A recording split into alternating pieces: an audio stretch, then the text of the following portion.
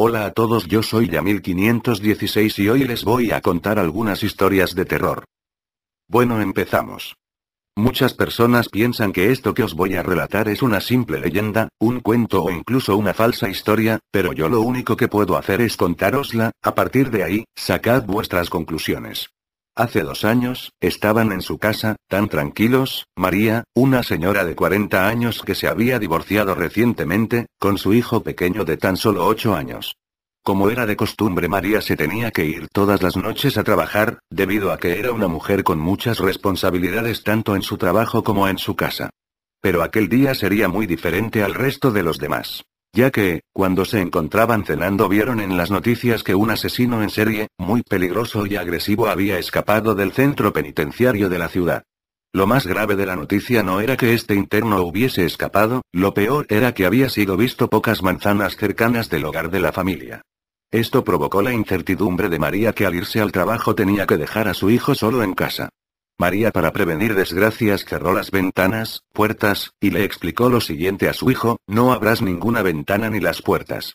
Aunque llevo las llaves, por si ocurre algo, yo llamaré 3 veces seguidas al timbre o simplemente me reconocerás por la voz y entonces sabrás que soy yo. Llegado el momento, María se fue a trabajar y dejó a su hijo solo. Este, lleno de miedo, cerró la puerta a cal y canto y se puso a ver la tele para relajar la mente. Al cabo de rato, el chico ya estaba dormido cuando de pronto llaman a la puerta. Pon. Pon. El chico se despertó y aterrado se dirigió muy despacio hacia la puerta y dijo: ¿Eres tú, mamá? La respuesta vino con otra serie de golpes acompañados de un susurro escalofriante que decía: Jábreme da puerta. El niño atemorizado huyó hacia su habitación, donde se pasó la noche llorando y esperando a que llegase su madre, hasta tal punto que se quedó dormido. Al día siguiente, cuando se levantó, se dio cuenta de que su madre no había vuelto. Y aún con miedo se dirigió a la puerta que conducía a la salida de la casa y se encontró a su madre con las piernas cortadas por lo que no pudo llegar al timbre, la lengua cortada por lo que no le pudo reconocer la voz y totalmente ensangrentada. Desde ese día este chico tuvo que estar hospitalizado en un psiquiátrico y no pudo dormir sin sufrir constantes pesadillas. Y si os preguntáis por qué sé, es porque, simplemente, soy ese niño. La siguiente historia no da tanto miedo, pero está buena y les va. Yo la nombré El aniversario. Esta historia me la contó una estudiante de 14 años en un arrebato de intimidad. El suceso lo vivieron sus padres, a los que llamaremos Ángela y Martín. Recuerdo sus nombres reales, pero ya sabéis. Aquella noche Ángela y Martín se acostaron como de costumbre. Martín se durmió rápidamente, pero Ángela tenía el sueño más flojo, de modo que cuando empezaron los arañazos ella los oyó y se puso alerta. Lo primero que pensó al oír ruidos que no supo identificar debido al miedo, fue que habían entrado ladrones en la casa. Despertó a su marido sin abrir siquiera la luz y le pidió que escuchara y mirara de ver si había entrado alguien al hogar. Martín se despertó, escuchó y dijo: son arañazos, será el perro. Si apenas hacer movimiento encendieron la luz y vieron al animal dormido a los pies de la cama. No había sido él. Volvieron a apagar la luz, pero esta vez se reanudaron los arañazos, y cada vez parecía más claro que se estaban haciendo en la puerta cerrada de la habitación. Martín dijo en voz baja a Ángela que igual era un ratón, y que si era así, lo pillaría, porque los ratones, al ver una luz, se quedaban inmóviles momentáneamente. Y lo hizo, pero la luz demostró que allí no había ratones. Despertaron al perro, que se puso nervioso. Volvieron a hacer otra prueba y cada vez que apagaban la luz se escuchaban los rasguños sobre la madera de la puerta. Martín decidió abrir la luz y levantarse y, con bastante miedo, según confesaría, se dirigió a la puerta, la abrió y miró ceñudamente a ambos lados. Nada. Se dirigió hacia la cocina con Ángela siguiendo sus pasos. Pensaban en los niños, no querían que se despertaran e intentaron caminar en silencio. Al llegar a la cocina Ángela tuvo un pálpito. ¿Qué día es hoy, Martín? Martín le dijo la fecha exacta. Es el aniversario de la muerte de mi madre, exclamó ella. Ángela encendió una vela y rezó y prometió a su madre que por aquel olvido le haría una misa especial para ella. El resto de la noche no se escuchó ni un rasguño más. Bueno, ahí les va otra. A esta la nombre El espíritu del niño muerto. El espíritu de un niño muerto años atrás molesta y agrede de forma esporádica a los habitantes de un pueblo. Cuando ocurren cosas, normalmente es a una persona o un grupo de personas compartiendo la misma experiencia, pero esto que voy a contar sucede en un pueblo, y ocurre a todos sus habitantes, los cuales ya están acostumbrados, pero yo, como visitante, y mis primas, hemos vivido unas experiencias que a la gente de allí les parece normales. Fuimos a ese pueblo donde mis tíos tenían en las afueras una casa cerca del pantano.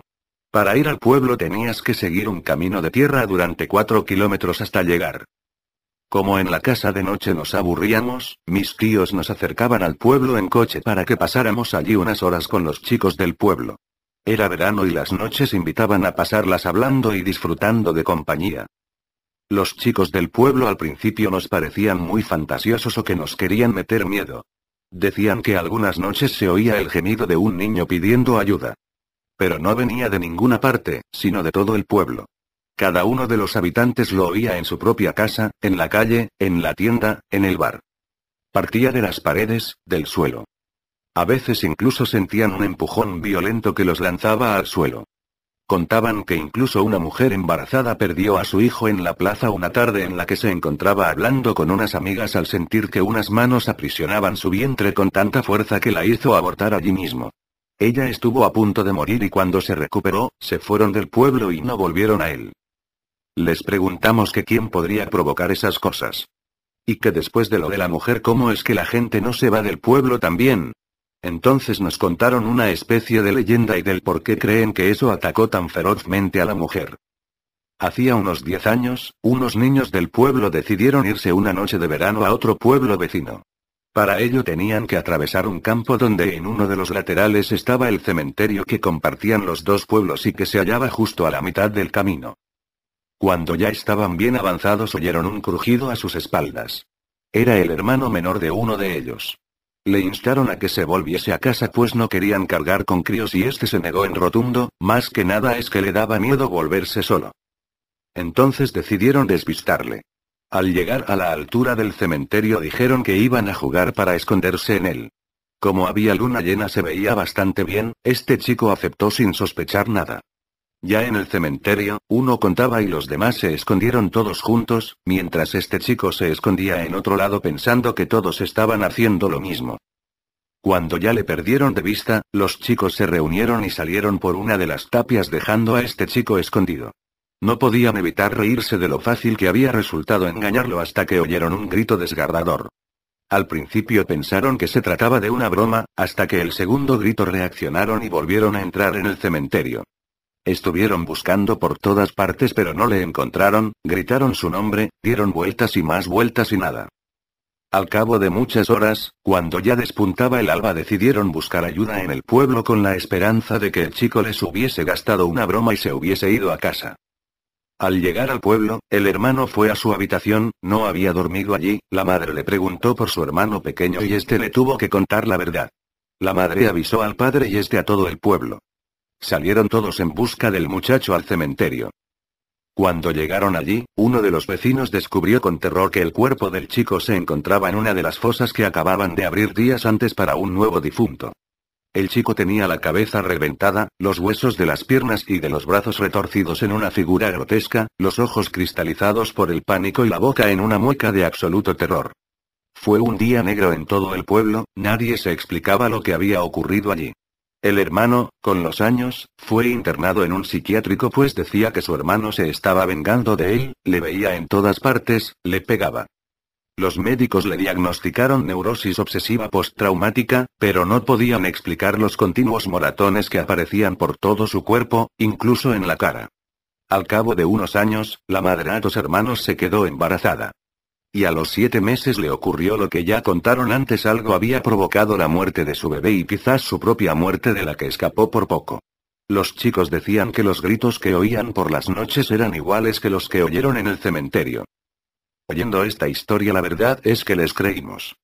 Habíamos pasado un buen rato de miedo y nuestro tío nos vendría pronto a recoger para llevarnos a casa. Cuando íbamos hacia el coche, sentí un golpe fuerte en mi espalda que me obligó a apoyarme en mi prima de una forma violenta. Casi nos vamos las dos al suelo. Miré hacia atrás, pero los chicos estaban hablando entre ellos a unos 3 metros de nosotros. Mi tío dijo que me había tropezado. Mi prima, sin convencerse del todo, fue hacia los chicos, cuando de repente volvió la cabeza hacia el otro lado de forma violenta. Dijo que alguien la había abofeteado. Y tenía una mano marcada en la cara. Una mano pequeña. Nos asustamos muchísimo. Y empezamos a gritar presas de la histeria. Los chicos vinieron a auxiliarnos mientras mi tío abría el coche rápidamente para meternos dentro. Los chicos hicieron una barrera con sus brazos protegiéndonos de lo que fuese y pudimos meternos en el coche. Por el cristal pude ver cómo golpeaban a algo invisible que les estaba atacando. Mi tío condujo a gran velocidad tocando el claxon como un loco.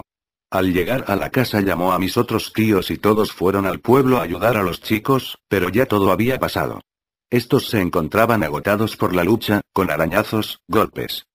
Pero dijeron que estaban acostumbrados, que no pasaba nada. Las agresiones en ese pueblo son esporádicas y no siempre a las mismas personas. Pero ellos sienten que tienen que estar ahí para que ese niño que murió de forma tan violenta no esté solo. Llegará el momento en que pueda descansar en paz. Bueno. Eso fue todo. Acuérdense en Soy Ya 1516,